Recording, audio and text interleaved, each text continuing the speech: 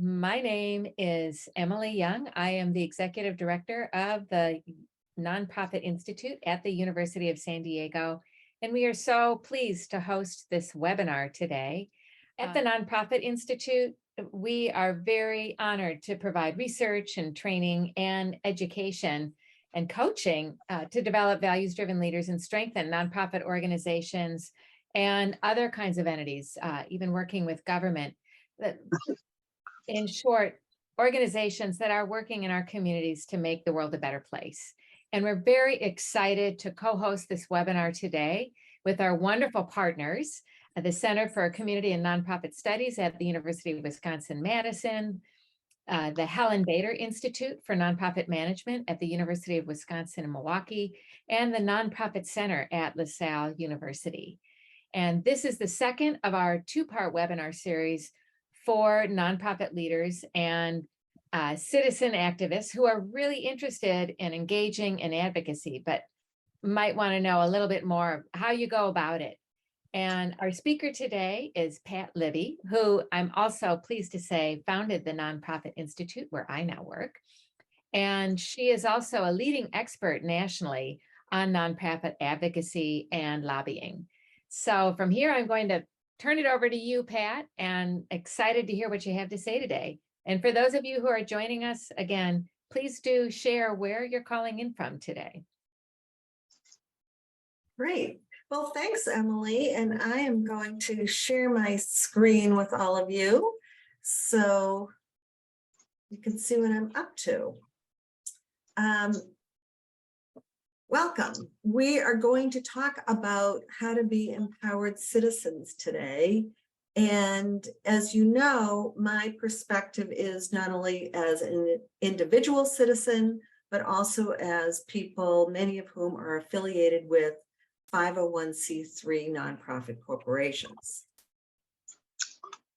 Okay, so last time we met last week, we talked about why advocacy matters for nonprofits, how your organization can begin to think about it.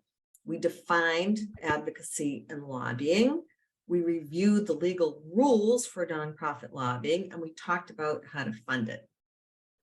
And if you missed the session last time, you can go on to my website, which is patlibby.com, and you can view a video, not the one from last week, but another video that reviews all of those things as well. Okay, so today we're going to talk about a really simple framework for understanding the lawmaking process. And I'm really excited to talk to you about this because I've been giving these book talks for a long time now.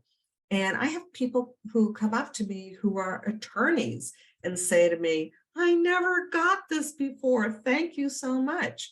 Because even though we hopefully all voted yesterday and we pay attention to things, a lot of times it seems like a big mystery how the legislative process works. So I'm going to talk about it in really simple, easy to understand terms.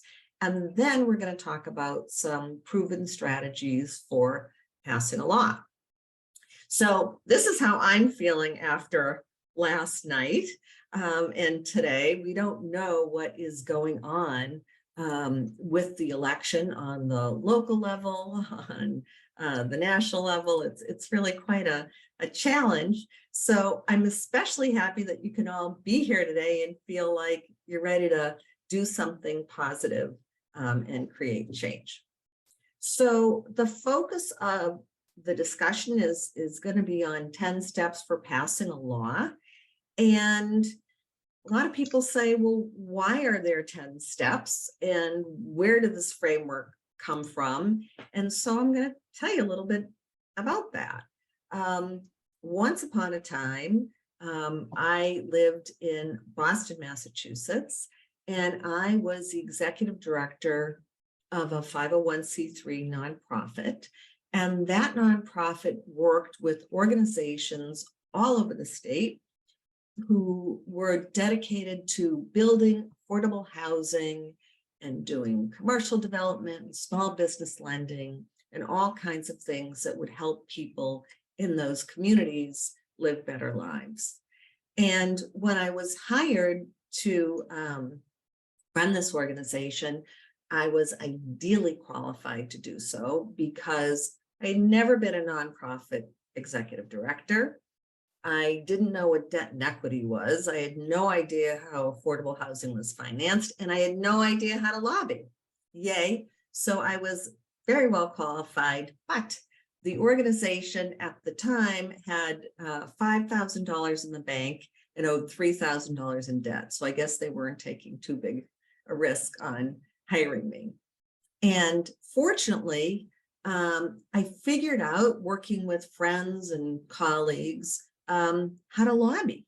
And that was a big part of my job. And I lobbied at the city level and at the state level and at the federal level.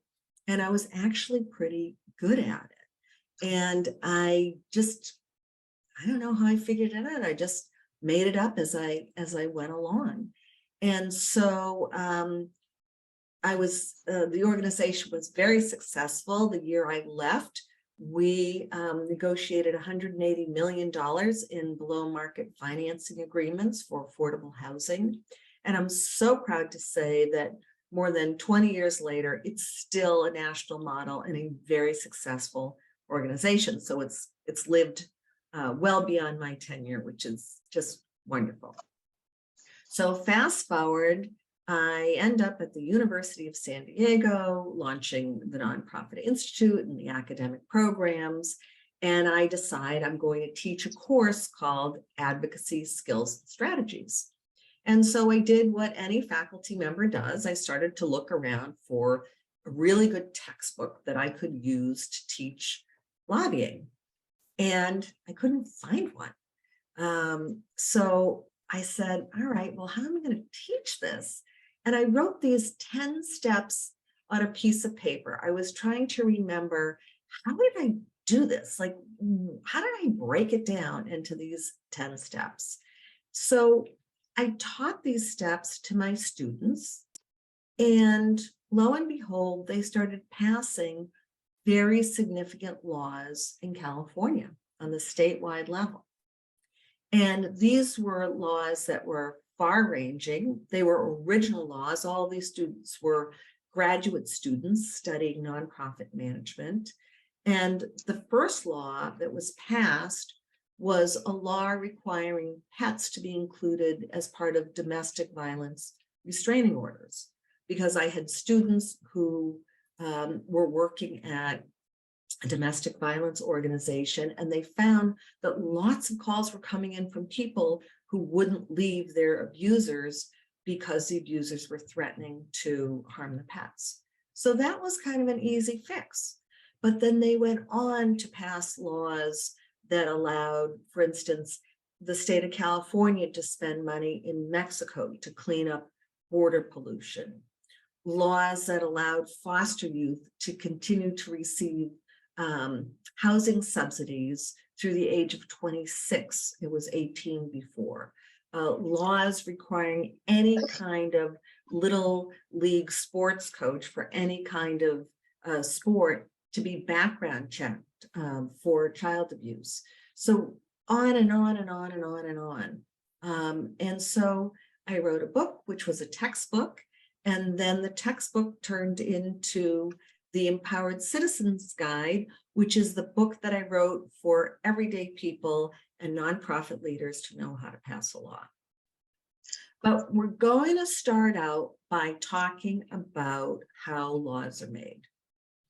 And I always start out by talking about lawmaking is like sports. And what I don't mean it's like teams, although it feels very tribal and team-like these days, with winners and losers. But the reason I say it's like sports is because I am married to someone who loves sports. And so, you know, he watches baseball and football and basketball and every single sport. And every sport has terminology, right? You can have an offside, or, you know, you have a hat trick in hockey, and there are all these special terms. You got breaking balls in baseball, and you can go to a soccer game or a basketball game, and you can still enjoy it without knowing what all the terms are. Well, people are intimidated by the lawmaking process because it has all this fancy language and terminology. And I don't want you to worry about that. You don't need to know any of those terms. This is what you need to know. Okay? Every law starts with a legislator. Okay? And a legislator is any elected official. So it could be someone in your town council, it could be a city council member, it could be a board of supervisor, it could be somebody at the state level or the federal level. So any elected official is a legislator. So that legislator will come up with the idea or meet with you, even better, to come up with the idea for the law that you want to introduce. Okay? And you don't have to worry about the bill language and what it looks like and how complicated it is. You can just talk in plain English, and that person will make sure that the law or that language that you want gets translated into this legalese. Then it will go to a committee. And if I were a betting woman, I would bet every single person who is tuned in right now to this webinar has served on a committee. And you might be thinking to yourself, which committee is it going to go to? You just look at the list of the legislative body that you're lobbying to see what kind of committees they have. So if you're lobbying at the state level, it might be a committee on the environment, or a committee on human services, or some other kind of committee. Sometimes you might not know, and you might say, gee, the idea that we have for our law might go to 2 committees. So you want to you can just look at the list and use your common sense to figure out what committee it's going to go to. Then it will go to a house.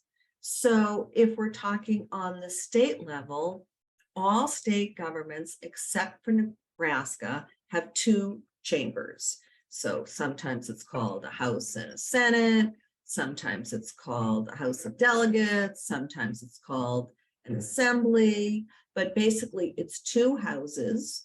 The Senate is always the smaller one because it has fewer people. The House side is the larger one. So it will go from your legislator, will take it to a write it up or be responsible for having it written up, take it to a committee, and then it will go to the full house. The full house will vote on it, hopefully will pass it out, and then the process will happen on the other side. And then the big cheese, if there is a big cheese, will sign the bill. So if it's a governor, the governor will sign the bill, and then it will become a law. Yay, at least we hope the governor signs the bill. So this is what it looks like. There's a house, there's an author, there's a committee, right? So, sorry, author, committee, house, author, committee, house. The bill has to have the same exact language on both sides, otherwise it won't pass. Sometimes it goes to a conference committee where people iron out the details, and then it goes to the big cheese, who is the governor, who signs it. Now, if we're looking at the local level, if you're talking about a city government or a county government, there is a house, an author, a committee, and sometimes there's a big cheese and sometimes there's not. But you know, at the city level, there's only 1 chamber, right, which is the city council, or the county level, right? So, and on the county level, there isn't a big cheese because there's no one who's elected to serve in that role. So it's just this left-hand side of the screen. That's it. That's really all you need to know.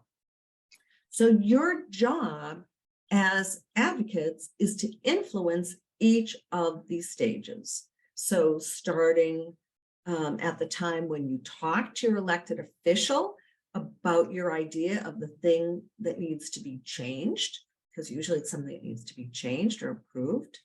And then you talk to each person along the way. Okay. So, and usually in most large city governments, and certainly at the state level and the county levels, you have legislative aides who will be your Sherpas. They will be your guides, and they will help guide you through the legislative process. So they might say, Sherry, there's going to be a committee hearing on your bill. And you say, wow, who's on the committee? When is that happening? And that person will guide you and say, the committee is going to be meeting on this day. You need to get folks writing letters and making phone calls and showing up to testify. So they will help guide you through the process. The analogy I always use is, you don't have to be a veterinarian to own a pet, right? All you have to do is love your pet and understand your pet, because you know how to talk to your dog or your cat or your parakeet better than anyone. But just like you don't have to be a veterinarian to own a pet, you don't have to understand what a third reading is or all of the intricacies of the legislative process to pass a law. You are expected to be an expert, or as expert as you possibly can be, on your idea for legislation, for that law that you want to pass. Okay, so now I'm not going to talk about all of the 10 steps. I'm just going to talk about some of them. There is a video on my website that talks about the 10 steps, and my book talks about all the 10 steps in really easy to understand language so that you can read it and do one step at a time and go back and figure it out. Okay, so I'm going to talk about step 3, which is creating a fact sheet. The reason I want to talk about this step is because I have seen a lot of nonprofits, even really successful national nonprofits, do a crappy job with creating a fact sheet. You need, and let's start out, you need a good title for your campaign. And I'm going to talk about that a little more in a second.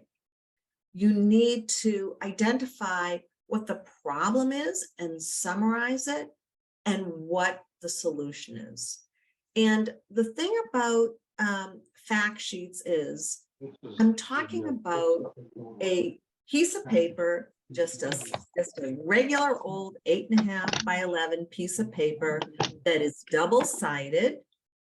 And that's all you need. Cynthia, I'm going to ask you to mute everyone, okay? Just so we don't get the interference. Thanks. So it's a single piece of paper. And it's so interesting because we're all used to walking around with our phones, and you say, piece of paper, isn't that like last century? But no, because the fact sheet is the tool that you're going to use to tell your story. And everyone is always a little bit anxious when they go to meet with their elected officials, even if they've done this a lot of times.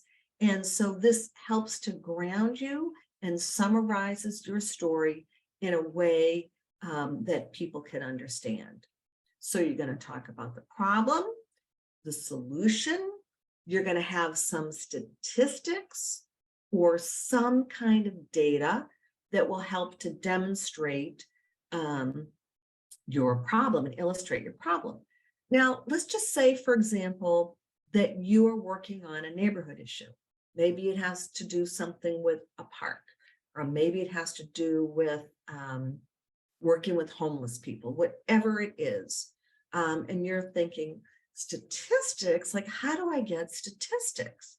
Well, you might take your merry band of friends and go around and just create a really simple survey of your neighbors and say, we talked to 200 neighbors and 80% of them said that we need to do this. And 10% said we needed to maybe think about this, and the others didn't have an opinion. That's valuable information for your legislator to know about. Also, there are people like Emily and other academics who are working at universities who probably do research on your topic. And academics love their research to be used for practical purposes.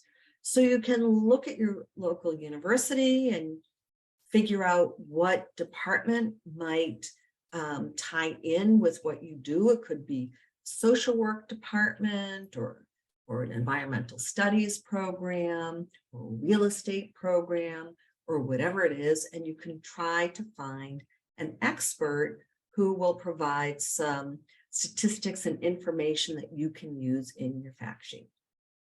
You want to include your contact information. Sounds like a no-brainer, but people forget to do it. And your coalition members. And I'm going to talk more about your coalition in a minute. The other thing my friend Howard Wayne, who is a former California legislator, always says to me is make sure you leave a lot of white space on your fact sheet so that people can take notes. So that it just makes it handy for the legislators. Okay, so I am going to give you an example of a fact sheet, and I'm going to tell you about this campaign. It was the California Kids Coalition, and KIDS stands for Keeping Innocence Digitally Safe. And this was a piece of legislation that my students proposed and got passed.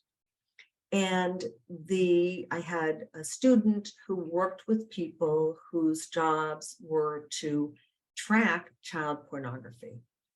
And it was exhausting and emotionally draining. And he said,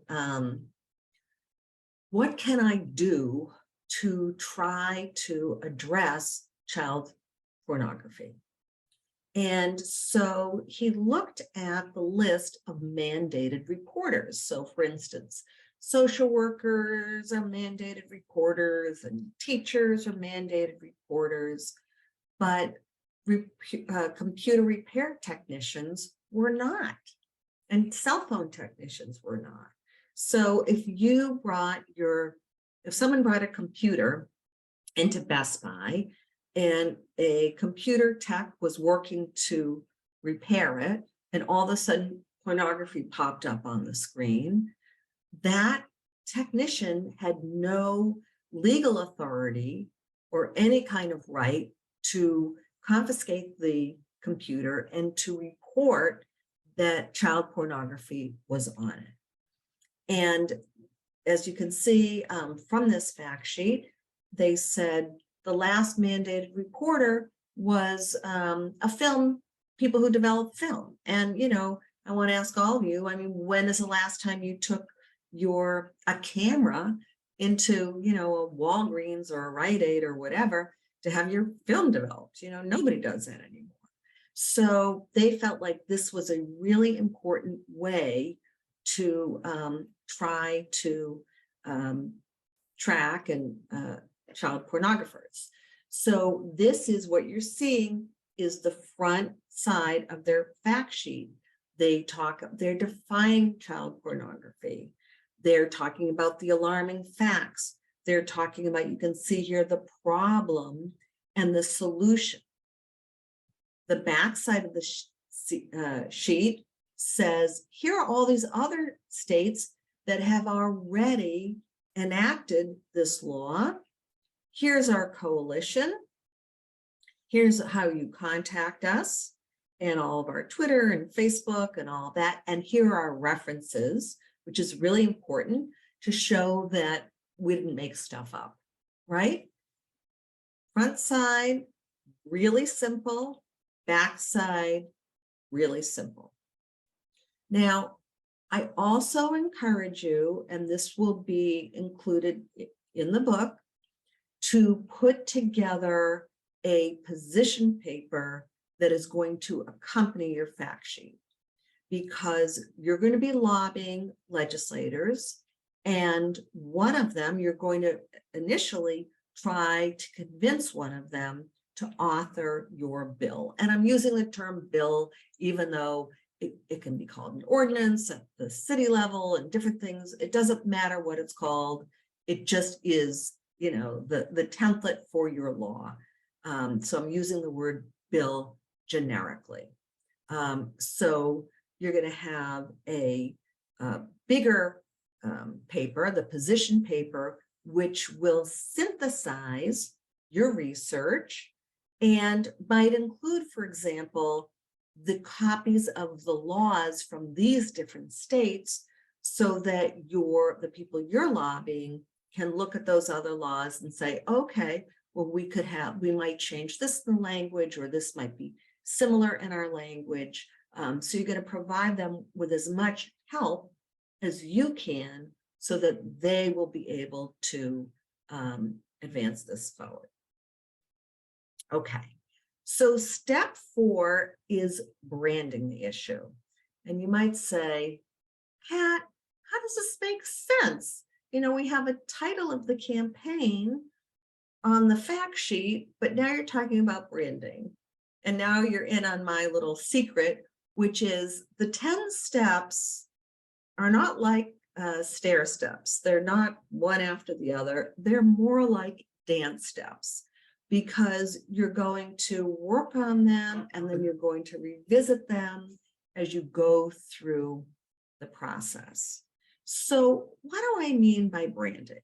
I'm going to give you some examples. Once upon a time, we had something in this country that was called inheritance tax. And I'm being facetious because we still have inheritance tax, but it used to be pretty modest. Now, Republicans lobbied several years ago to change it so that people who inherit less than $10 million, and I think it's actually increasing now to $12 million, pay 0 taxes on it. It's incredible. That's a lot of money to pay no taxes on. So how did that happen? They rebranded inheritance tax as death tax. Death tax. So when it became this ominous thing called death tax, right? All of a sudden it sounded really scary and wrong. And that allowed a lot of wealthy people to inherit a lot of money and pay no taxes on it. So, I've given you a couple of other examples: climate change, living wage, so important, so different than the minimum wage, allowed the city of Baltimore to pass the first living wage law in the country, and then the state of Maryland, and then living wage laws have happened all across the country. So thinking about how you brand your issue is very important because it influences how you think about it. And it's important for you to do that. And sometimes we are so into groupthink, especially these days. It's hard to find people who, in our social circle, who disagree with us. It's really important to try to talk to people who might not be familiar with your issue, or who might be, you think, are on the other side of it, hear what they have to say, and then their arguments against your issue will be helpful to you in figuring out how to frame your issue. And sometimes you can brand your issue or name and frame it in a way that will help to mitigate the opposition arguments. Okay. Step 5 is mapping out your supporters and detractors. And you're going to do this on 2 different levels. So first, I talked earlier about how you are going to be lobbying your issue in front of a committee initially. And again, if you're working on a town issue or a city issue, you're going to be talking to every single person on that town council or on the city council, right? So that's your committee. If you're talking to your legislature, then you have to look at who are all these people on the committee. And thanks to the internet, it's so easy to find out who they are and what their background is and what their interests are. So you say, have they looked at this kind of issue before? Does it seem like something they would be excited about? Who's chairing that committee? Who do we know in our group who has a relationship with them? And I'm not talking about being a friend or having gone to school with them or having kids who are in the same school. I'm talking about who is a voter, who is registered to vote and lives in the district of that person, because legislators are elected to represent and to advocate on behalf of the people in their district. It's really that simple. So if you don't live in that district, or if you're not registered to vote, they are less likely to listen to you. So you have to really figure out who are these people, right, in this district? What are they interested in, and how can we influence them? You also have to step back, and you've got to take, I like to just use a big piece of paper, or if you're in a classroom, you can use a big whiteboard if you have one, or an office. And I like to figure out, who do we think is going to be on our side? Like, what kinds of organizations and people can we count on to move this forward? Who do we think is going to be against us, and why? And who will be in the middle? Like, who aren't we sure about? And if we, again, can brand our issue, can we take some of those people in the middle and move them over to our side? This is really important in terms of mapping and thinking about it. I always say, you know, if you can't find anyone who is against your issue, there's always a family member you can call. And I want you to look for odd bedfellows. And this is really, really important. When I was lobbying on behalf of affordable housing in Massachusetts, when I first got involved in it, I would lobby state legislators, and a lot of them would say, oh, you housing people, you're just selfish. You just want money to pay your own salaries. Which I thought was crazy. Here we had all these nonprofit leaders who were working, you know, as hard as they possibly could to improve their communities, and we were being called selfish. So I said, okay, how do we figure out a way so that we can mitigate that argument? Well, we brought in bankers with us, right? Private sector people who talked about investments and communities and why this was important. We brought in environmental groups who said, we need housing and open space and all these things to make communities more livable. So it's just, your argument is always more powerful if you have people who are across the not political spectrum necessarily, but just are coming at your issue from different perspectives. That will make it stronger for you. Okay, so then your day comes and you go, you approach elected officials and your palms are going to be a little sweaty and you want to dress up a little bit and go to meet with them. And you're going to have your fact sheet. You're going to be super prepared. You're going to have your position paper with you. Your position paper might be 8 pages or 10 pages. It doesn't have to, it's not a Bible. It's just, going to help your legislator, again, be able to move your issue forward.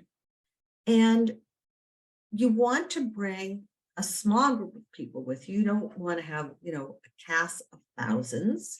You want to rehearse, and you want to make your argument in a polite and straightforward way. And I have been in meetings where I've seen community advocates arguing with elected officials, yelling at them. I've seen people burst into tears. None of this is good. None of this is good.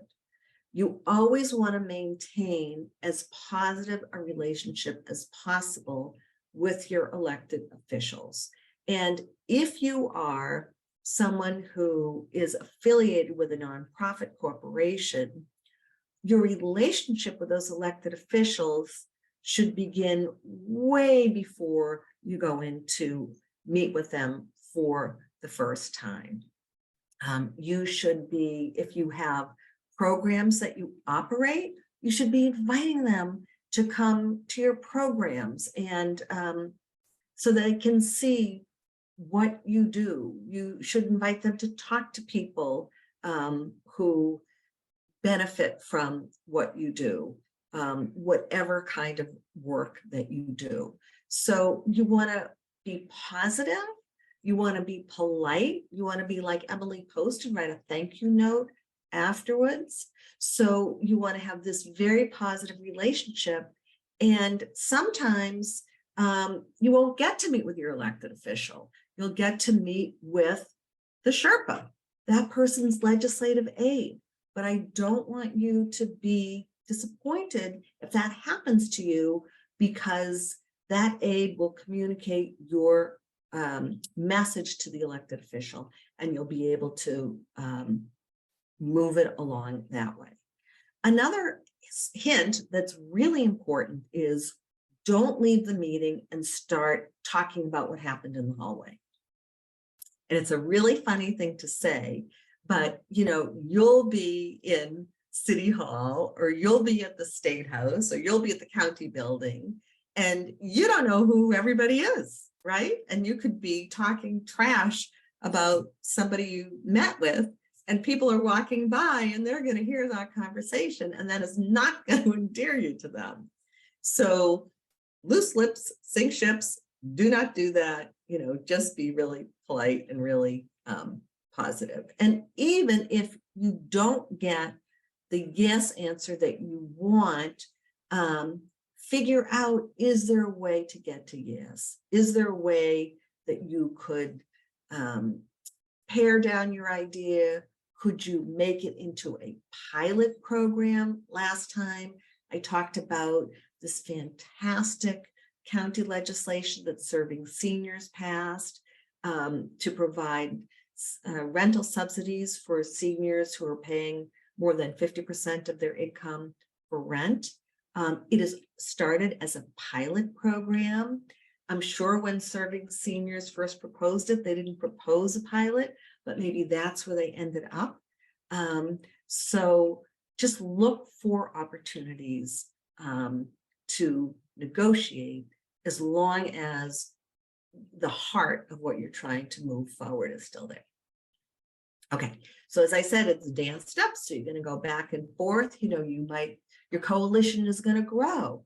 So you might be updating your fact sheet all the time. I have never seen a fact sheet, by the way, in all my years. It's one and done, never, ever, ever, because you're going to keep revising it and changing it and making things happen. Yes, Lucy, I see Lucy has a question, and Cynthia, I think, is going to try to.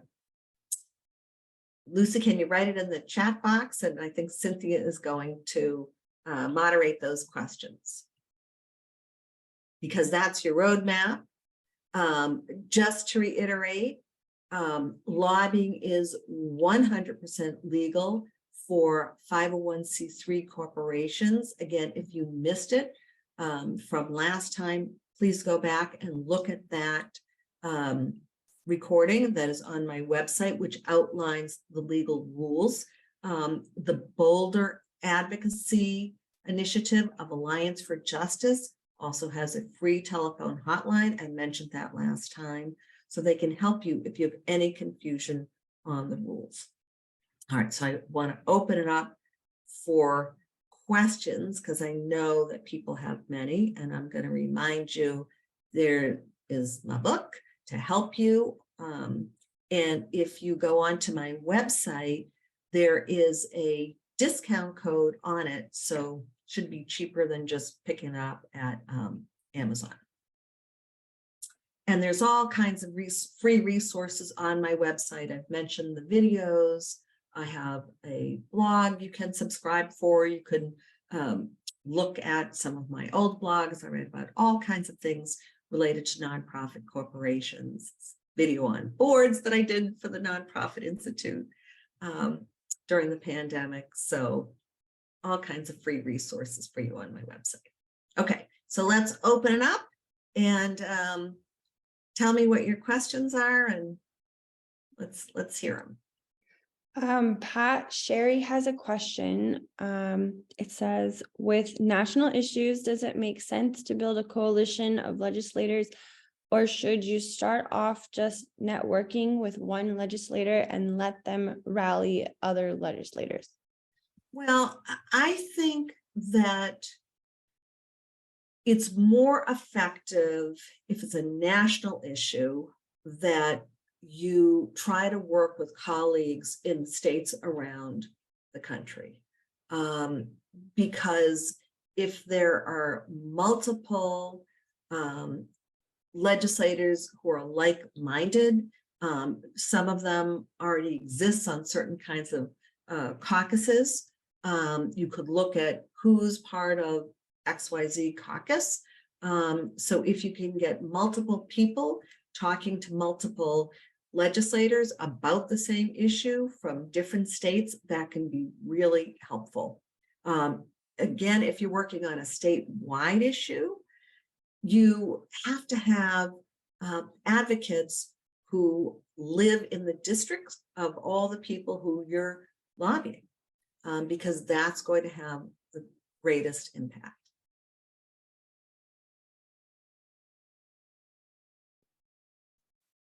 If anyone has any more questions, please feel free to drop them in the chat. Yeah, absolutely.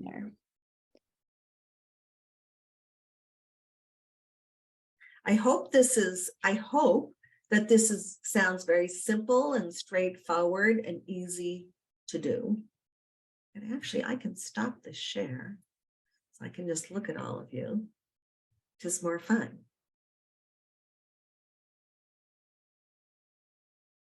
What else? Any other burning questions, or was I just so crystal clear? You're ready to go do it.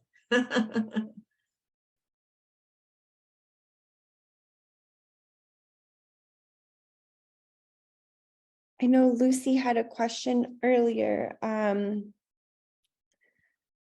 Lucy, if you would like to say your question out loud, we can do that as well.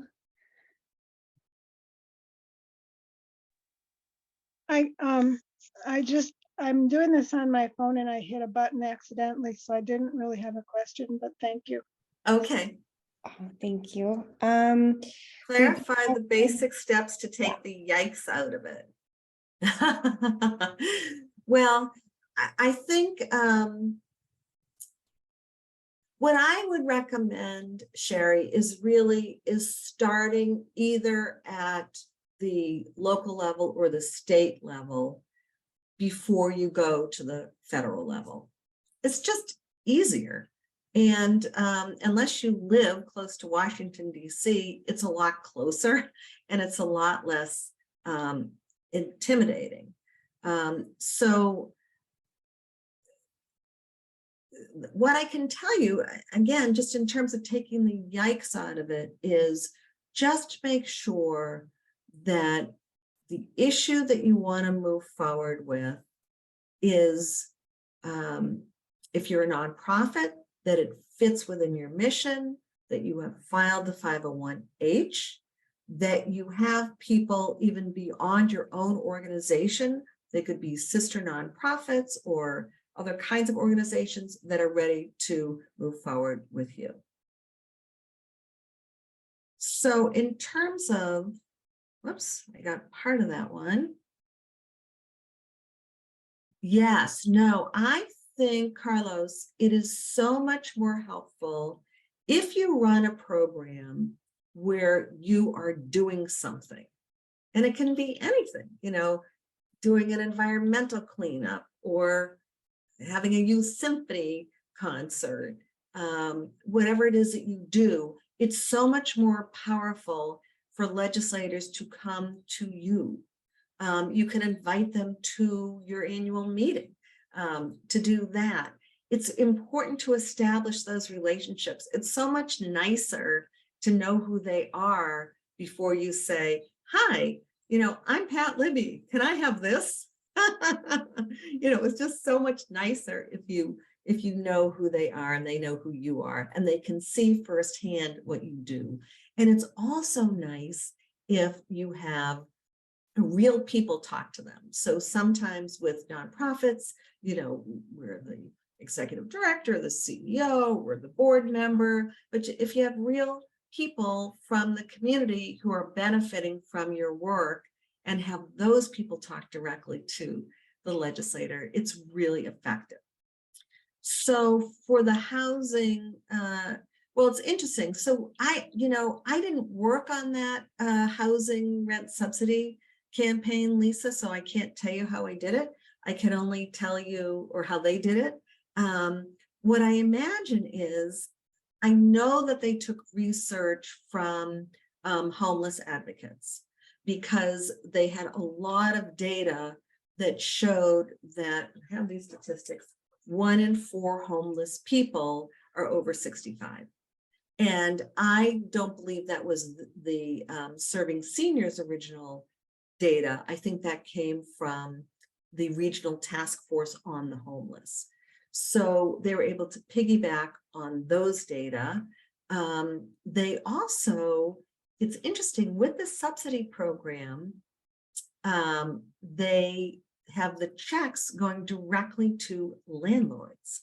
So it wouldn't surprise me if they also went to landlords and associations of rental housing owners and got them to lobby for this. Because think about it, if you own rental housing, you don't want to kick out an elderly person and have them be homeless, right? So right there you have homeless advocates, for-profit landlords, and the people who were served by Serving Seniors. So you've got 3 kinds of bedfellows who are moving that forward. And by the way, just looking at my notes, 43% of those homeless seniors were first-time homeless, which is really heartbreaking because you think, are you kidding me? For $500, you might not be homeless? It's just, so it's good. What else? Don't be shy. Ask me whatever you would like. Anything else? What would be a good strategy for growing coalitions and pushing turnouts for educational events? Really, Teresa, it is reaching out to people who may not know about your organization or what you care about. Let's say you're not a nonprofit. I don't know, Teresa, if you work for a nonprofit or if you're just a concerned citizen. If you're a nonprofit, you can look at what are the other nonprofits in my community who might care about this issue, or for-profits who might care about this issue, and invite them to come and talk about it. You can start with just a brown bag lunch or a coffee, just to get people together to brainstorm. We're seeing this problem. how might we approach coming up with a solution to the problem? Because sometimes, the problem is obvious, but the solution isn't obvious. I talk about this a lot in the first chapter of the book. So sometimes it just takes a bunch of people sitting around a table and brainstorming to try to come up with the best solution. So getting that nucleus of people together to brainstorm is really helpful. And then those people will bring their people together for your events.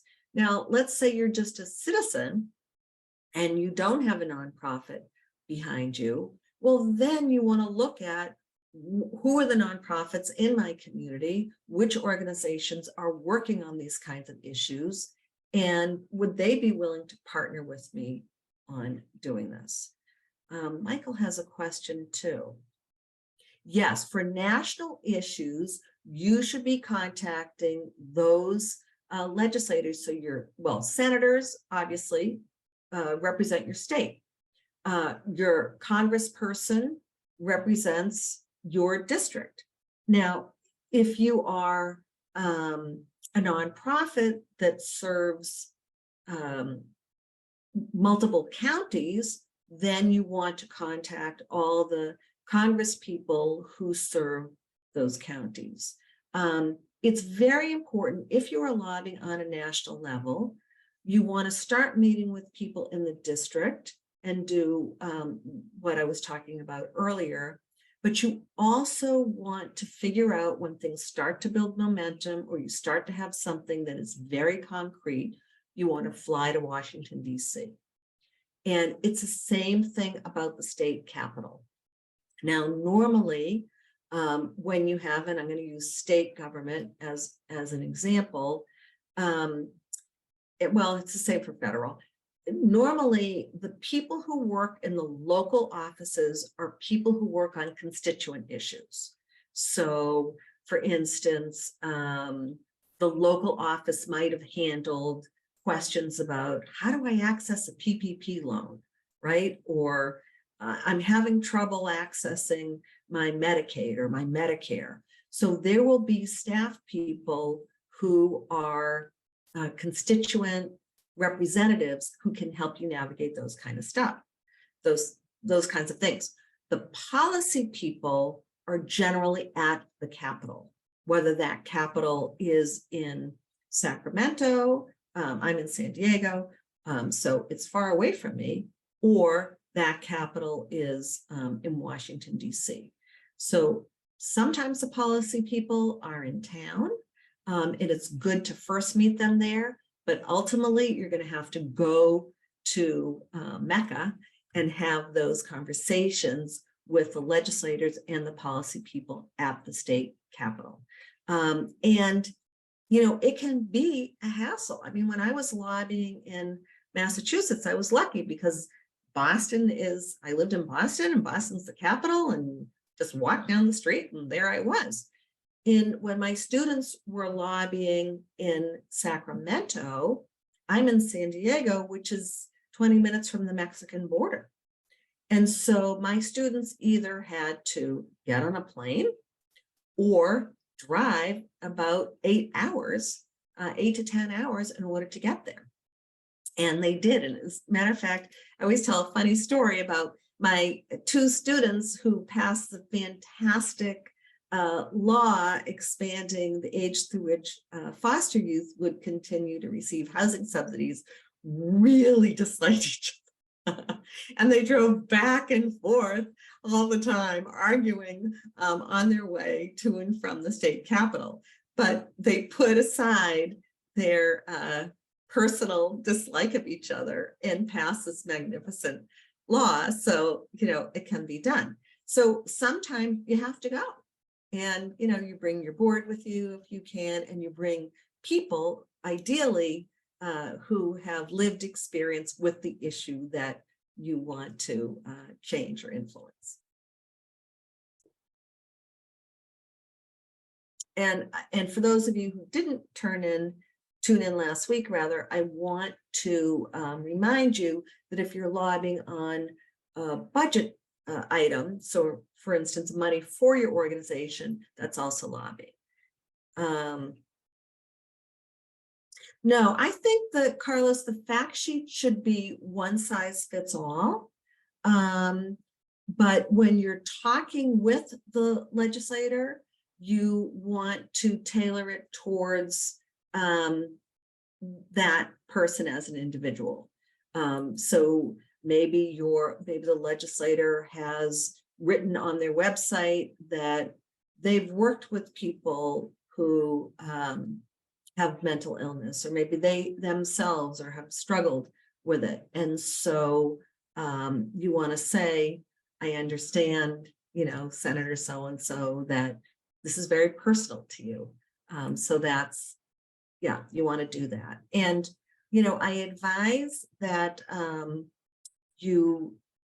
before you go meet with them, I talked about meeting with people on a committee, that you really do your research and you map it out. And so you have notes to yourself about who you're meeting with and why. I have another book that I've written, which is called the Lobbying Strategy Handbook, that is much more detailed than the Empowered Citizens Guide, but it's more expensive. So, but it has more examples of fact sheets and white papers and that kind of analysis of legislators in it. All right, everyone, I hope I've inspired you, and I'm so excited that you joined me, and thanks so much.